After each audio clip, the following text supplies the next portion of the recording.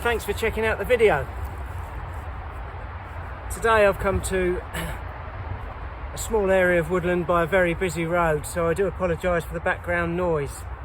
And I've been here many times before, and I've hardly hiked in at all today. It's literally, the car is probably about a mile away, so you know, it's not all about the hike today.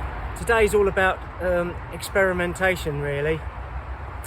You know, in the UK we've had extremely cold conditions for over a week now.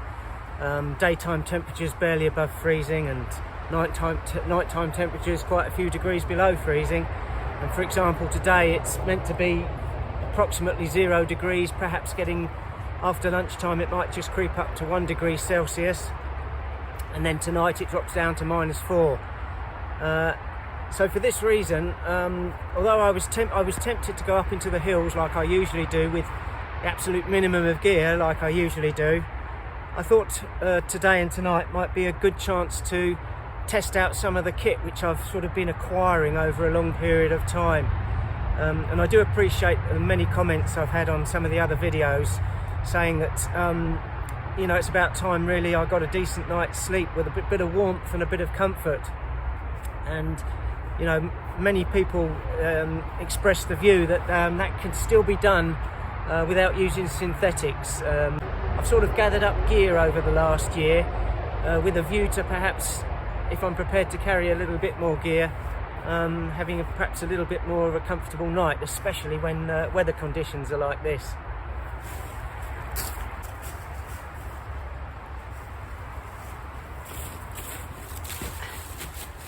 This is a thing that's breaking my heart.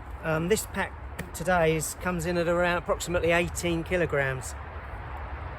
And normally, you know, when I head up into the forest and up into the hills, I fly around with a small pack which around about 10 kilograms, you know, sometimes a bit less. And it's a lot easier, I find, when you're scrambling about, perhaps bushwhacking some of the steeper paths and steep ravines. And I just can't see it being very easy to do that kind of thing with a pack as bulky as this. And the other thing is, you know, I'm out all day sometimes, 5-6 hours, sometimes more, hiking, and again, I think the discomfort that a heavy pack like this, and bearing in mind it's an older backpack, so it's not going to have the kind of padding and support perhaps that a modern one will. So I should imagine after a few hours at 18 kilograms on my back anyway would cause quite a bit of discomfort. So having said all that, you know, what do you get for your 18 kilograms? Well, it's a lot more kit, and hopefully a little bit warmer kit as well. I've got 2 military capes, not my usual one, and these are actually ex-Hungarian military capes, which when they're joined together make a lavu, similar to the very popular Polish lavu, but it's slightly different. I think slightly quicker to erect and slightly smaller. It's got advantages and disadvantages, but anyway, so I'll have an enclosed tent basically, you know, hopefully if it all goes up to plan. Also, yeah, actually got a camp bed here. This is an old camp bed that I had up in the loft that the kids used to use when they were younger. You know, it's cotton canvas and carbon steel, so for what it is, it weighs a ton. But I've actually managed to reduce the weight by reducing the length of it. I've customised it, cut down some off the foot end and reduced its length because I'm really short and it was way too long for me. I didn't need the extra length, and it actually makes it more likely to fit inside the Hungarian lavu, which is on the small side. I think the Hungarian lavu comes in one size which is smaller inside than even the Polish lavu size 1. Inside the pack I've got more in the way of wool in an attempt to keep warm. There's no sleeping bag as such, but there is a woolen blanket sleeping bag in a mummy shape with a heavy metal zip, and that's ex-Greek army, I believe.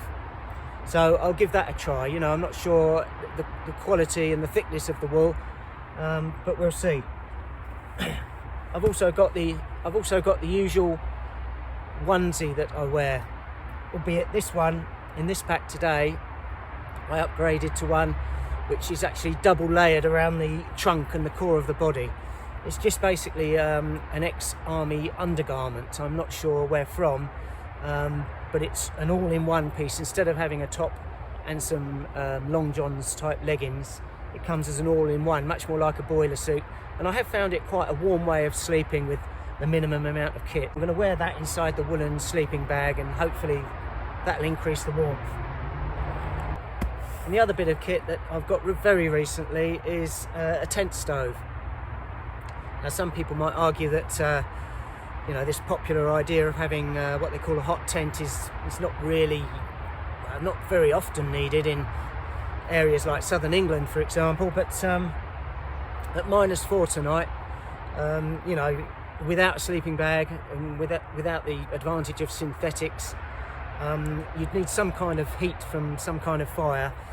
And with an enclosed lavoo, a tent stove, I think, probably has a place on a very cold night. And this particular stove really attracted me because it's really small. You know, it's smaller than your average tent stove. And the problem that seems to occur to me, I watch lots of videos and try and learn a lot from YouTube. I listen to all the comments I get. There seems to be a bit of a common theme when people set up these hot tents, usually in the, well, quite often in the Polish lavoo, but sometimes in purpose-made hot tents. It's very easy in England, it seems, for the tent to become more like a sauna. You know, it's just overly warm.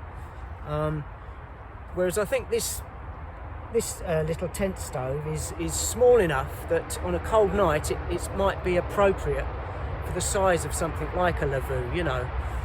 But we'll see. You know, it's all a big experiment today.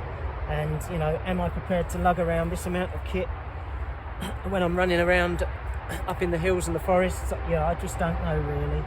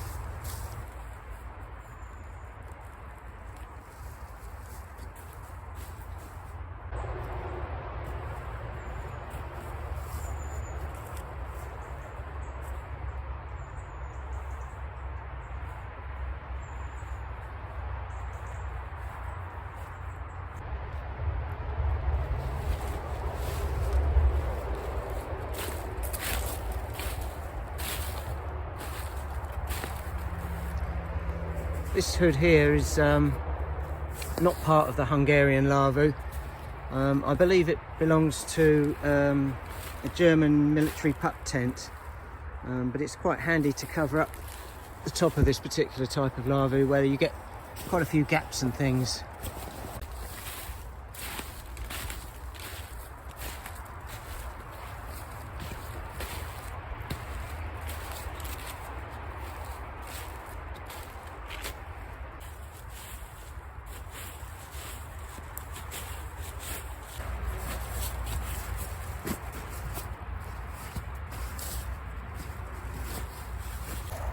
Piling up the leaves and debris along the base of the tent, of course, just reduces one more area of heat loss.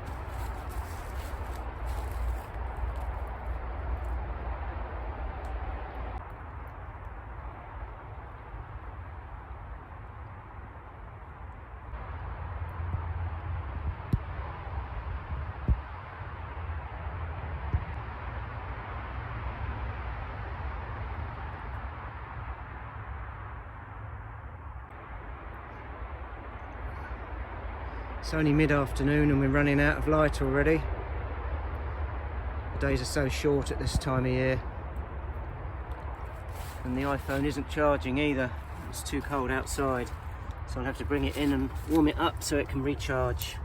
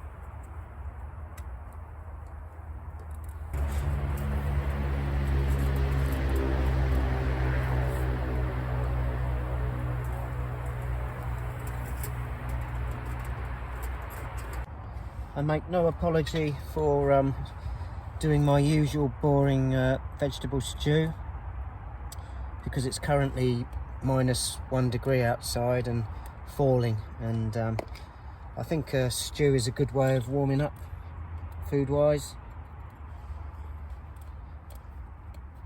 So I'm just going to start by trying to make some of the sort of dumplings, and I always rub a little bit of fat through my damper bread or camp bread, whatever you want to call it. Although I might struggle here because this is so solid, it's so cold. I think I'll hold fire on that. I think that's too cold to try and rub through the flour, so I'll have to just add the water.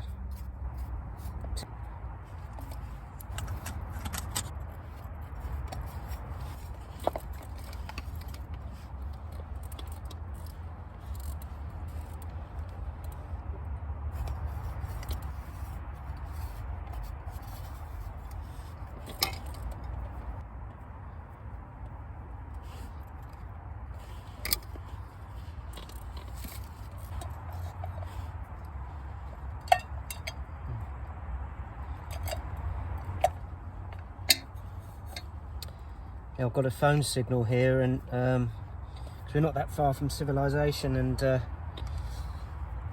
apparently it's -1 degree at the moment outside, and that's reflected in the solid nature of this coconut oil.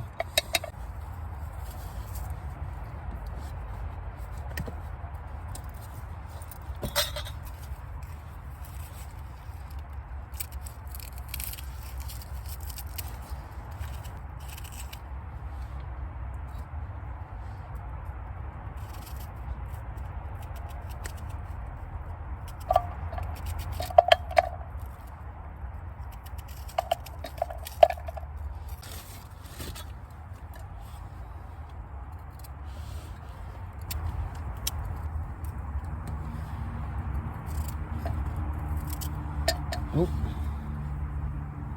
3-second rule.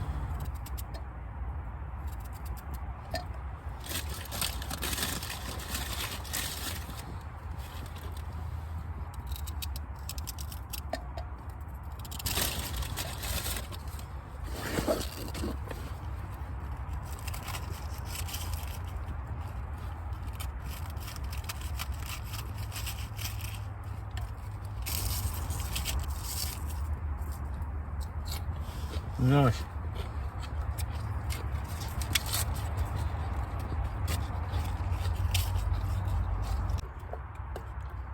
I've noticed it's much slower to cook on the top of one of these tent stoves than it is in the actual fire itself. It's more like a slow cooker, really. So the fresh veg have softened down a bit, and we can add some water, and then we can add the dehydrated veg, you know, the usual dehydrated mix that I bring along.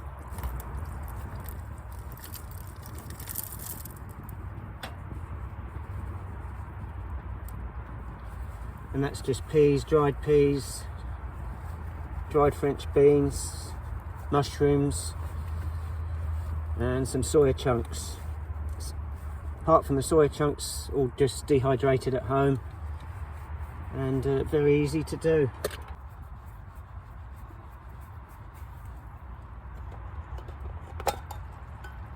The veg seem to be simmering away now, so I'm going to drop in the little bread balls, the little dumplings, and hope for the best.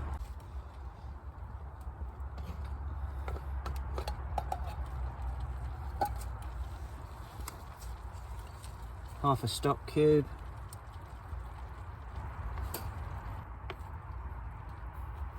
And I think that's nearly done.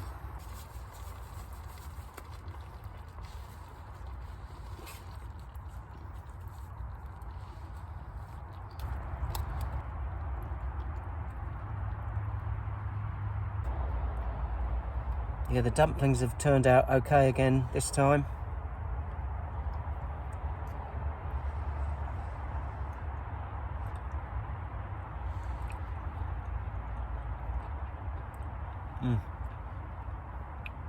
It's actually very tasty and very warming as well.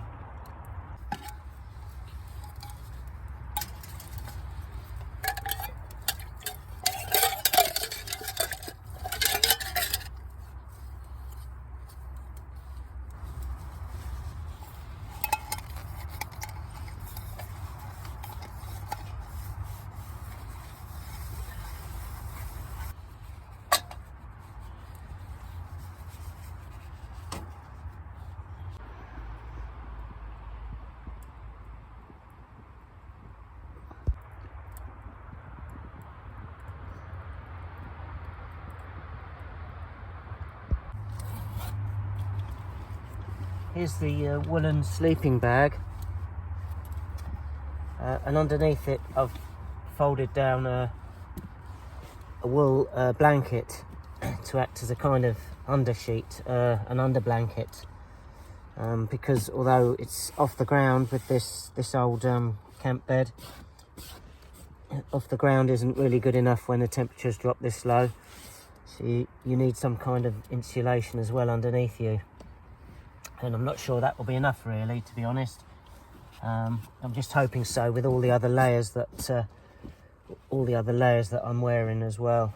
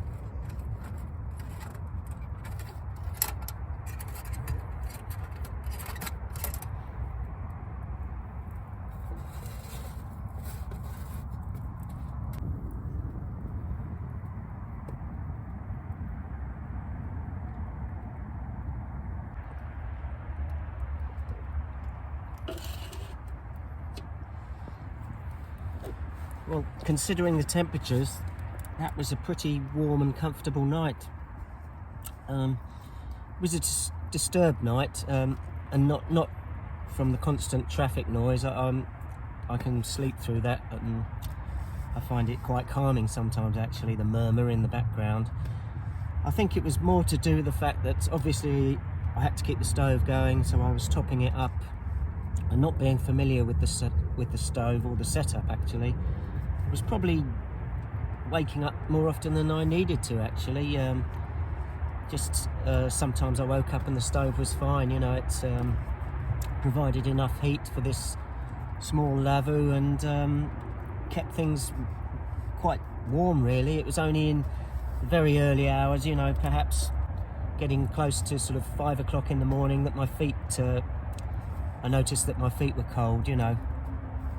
But that's not bad, considering the prediction is still at -4 outside. So yeah, the stove did a job there. I have to say, you know, despite its heavy weight, the camp bed does make a big difference. You know, the fact that you've got the comfort, you're not on an uneven or potentially branchy or stony ground. It lifts you off that and suspends you in some comfort, but just bringing you a few inches off the ground. I think when you're in a heated tent, the coldest part of the tent is going to be right at ground level, and if you can just get a few inches above that, you're coming into the first sort of heat zone, you know, and that really helps with the warmth. So from the point of view of warmth and comfort, you know, it's a shame it's so heavy, really, because it would be a bit of kit that it would be worth perhaps carrying around a bit more often.